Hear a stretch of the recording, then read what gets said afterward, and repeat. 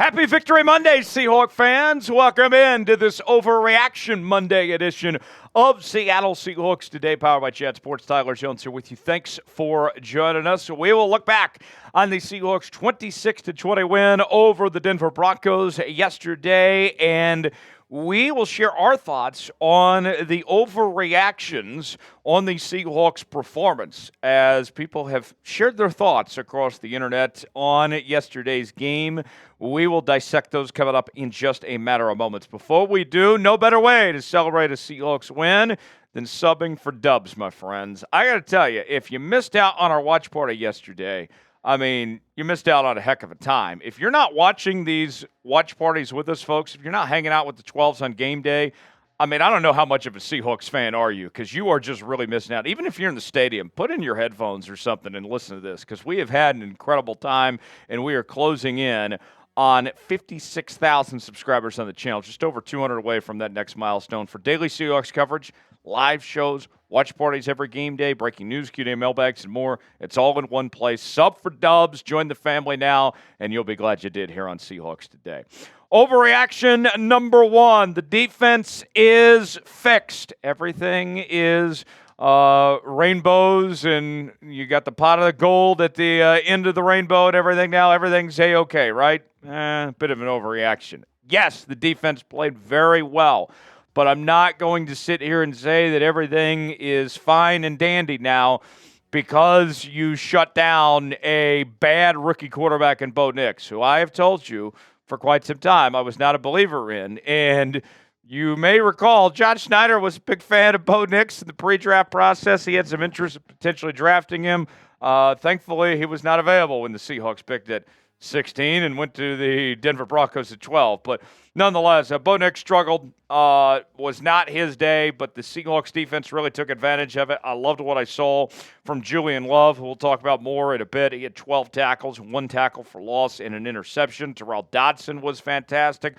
10 tackles, 1 tackle for loss, 1 pass breakup. Devin Witherspoon was really good, 7 tackles with 1 pass breakup. Rayshawn Jenkins had a solid outing with 6 tackles in his Seahawks debut. Jerome Baker played 68 of 69 snaps yesterday. Nice. He had 5 tackles and 1 tackle for loss. I could keep going with the standout performances. I mean, I haven't even mentioned Rick Woolen yet. Rick Woolen, who we've talked about all offseason, looking to have a bounce-back campaign in 2024, started off strong to his season with 3 tackles, with 1 interception that he also had. The only thing I could really point to when it comes to this defense, you did give up over 100 rushing yards, but I think that number is a bit deceptive as the Seahawks' run defense got a lot better as the game went along here. So for me, I'm very satisfied with this defense. I thought they did a really good job, but let's not get over-excited, over-animated about one game against a bad rookie quarterback in Bo Nix. Let's see when they take on an elite offense like Miami here in a couple weeks, and then get back to that later. Let's hear from the 12s now. Seahawks win. That means spam W in the comments. I want no less than 300 W's in that comment section to celebrate that Seahawks win. Spam W. Let it be heard. Let them know. Let them know. Chirp at those Denver fans. Spam those W's to celebrate that Seahawks win today. Number 2 on Overreaction Monday. More Kenneth Walker, please. Not an overreaction. Now, Kenneth Walker did get a little banged up, but we heard Mike Macdonald say that they don't think it's that serious, that he should be okay. So that's very good news there. But Kenneth Walker, I mean, if the offensive line, I saw somebody say this online earlier this morning, if the Seahawks offensive line was actually decent, this guy would be looking like Barry Sanders out there. He's that good, folks. He rushed for over 100 yards with how god-awful this offensive line was yesterday. So for him to do that, 5.2 yards per carry, 103 yards a touchdown, had that long at 23 yards. I mean, he is that dude. Kenneth Walker was fantastic yesterday. And this Seahawks team, this offensive attack, we saw a little bit of everything, right? They ran a lot of shotgun. We saw them run the pistol, even the I formation at times yesterday. Whatever they do, you got to establish the run to open up the passing game. And I know we sold Zach Charbonnet a decent amount as well, but this offense for me, I feel like needs to run through Kenneth Walker. That he needs to be the key piece that this offense is all about. More K9, let the dog bark, let him eat, let him do his thing. I want to see more Kenneth Walker from here, and I think we will. Today's show is sponsored by Game Time. Game Time is the place to go for the best seats, the lowest prices guaranteed. Whether you're looking for tickets to sporting events, concerts, theater productions, comedy shows, and more, Game Time has got you covered. You pick the event you want to go to, choose the seat you want, see if you like that seat or not, then you're checking out with Apple Pay, Google Pay, Venmo, all major credit card providers. Get this, Game Time has a new feature called Game Time Picks that makes getting tickets to see your favorite teams play live even easier. Game Time Picks filters out the fluff to show you only incredible deals on great seats, so you don't have to waste time searching through thousands of tickets. They have their super deal, which if you see a super deal, you're not going to want to pass up on those super deals, folks. And you can customize your spot as well. It's pretty cool. Download the Game Time app, create an account, use code ChatSports for $20 off your first purchase. Terms apply. Again, create an account, redeem code CHATSPORTS for $20 off. Download Game Time today. Last minute tickets, lowest prices guaranteed. The link is in the comments and the description of today's video. Julian Love is giving Love a very good name. He is him, folks, not an overreaction. Julian Love with one of the best performances of not just his time in Seattle, but really his career yesterday as he led the Seahawks in tackles with 12, with 1 tackle for loss, 1 pass breakup, and 1 interception. He was just all over the place. And you think about Mike Macdonald, we've referred a lot about the track record of the players that he's worked with, and one thing that you could point to specifically of his time in Baltimore is what he's done with the safety spot, with guys like Kyle Hamilton and Marcus Williams, and among others. Julian Love coming off a Pro Bowl campaign last year. No Quandre Diggs or Jamal Adams.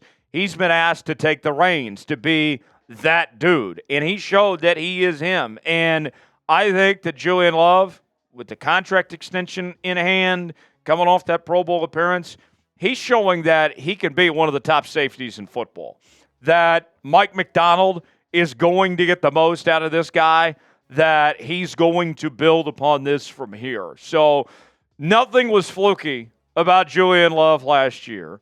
This is only the beginning of Julian Love and what he's about to do. And to think that they also got him at a relatively decent cost with the extension. What they signed him for last year, I mean, just unreal what we've seen out of Julian Love last season and now to start this year. And the way this secondary is coming together with Devin Witherspoon, with the way Rick Woolen played, watch out. Everybody's sleeping. Time to wake up because this secondary is the real deal, and Mike Macdonald is getting the most out of this group. Do you believe in Julian Love? Do you believe in Love? Who doesn't love Love? Type B for believe, D for don't. Weigh in the comment section and let us know. The passing game is concerning. Is that an overreaction or not? I think right now that is an overreaction. Look, it was a slow start for Geno Smith. Not going to dispute that one bit. But Geno got better as the game went along. And the offensive line did him no favors whatsoever, ladies and gentlemen. A 72% completion percentage, 171 yards, 1 touchdown and a pick. Also, rushing-wise, had 4 carries for 30 yards and 1 touchdown score, including that 34-yard touchdown run that he had on the day. Look, you think about this passing game with Geno Smith, and if we're going to be realistic here for a second, all right, let's kind of reel things in for a moment. It is not humanly possible to play your best every single week, just not within human nature. But how do you respond to your struggles? Where do you go from there? And what we saw from Geno was a quarterback that threw an interception on the second play from scrimmage, his first pass attempt of the season. And how did he respond? Oh, yeah. Came back from behind in the second half, made the necessary plays, made the key throws in crunch time when it mattered for this Seahawks team. So for me, I'm not going to sit here and say, wow, man, I'm really concerned after Geno didn't play great in that first half. Well, the offensive line wasn't playing great, didn't give him much help, and he played through it. You play through adversity. So for me, no, I'm not going to sit here and harp on Geno getting off to a bad start because he finished well. Now let's see where he goes from here, but I'm not going to be overly concerned just based on how things went because of how he finished. It's not always how you start, it's how you finish, and Geno finished just fine. Last one on our overreaction list. A lot of y'all on the internet had some takes on the offensive line, and rightfully so. The offensive line ain't it. That is not an offense, not an overreaction. This was that first half was one of the worst offensive line performances I've ever seen in American tackle football. I mean, it was just that disgusting. I mean, you went down 2 tackles, right? We didn't have Abraham Lucas on the field. He's on PUP list to start the season. George Fant gets hurt. Stone Forsythe comes in. He didn't play that great. We saw Anthony Bradford get called for holding multiple times. Just absolutely atrocious. I wanted to see more Christian Haynes out there. The offensive line was pathetic, all right? Giving up not 1, but 2 safeties in one half. As Mina Kimes, ESPN NFL analyst, known Seahawks fan, points out too, the Seahawks' own offensive line has scored more points on them than Bo Nix. It was that bad. It was, as Big Tex would say, damn brutal. I mean, just horrible. And against Denver, right? This is going to be one of the worst teams you face this entire season, and you played that terrible. I am hitting the panic button on this right now. What are you going to do next from here? Are you going to go shopping with the injury there to George Fant? Can Abraham Lucas heal up quickly? Can we figure out that knee situation? What about Bradford? Does he get benched? Do we see more Christian Haynes now? A lot of unanswered questions here. That offensive line was a joke. And I got to tell you, if anything's going to hold this Seahawks team back from reaching their full potential in 2024, it's that offensive line. There is cause for concern.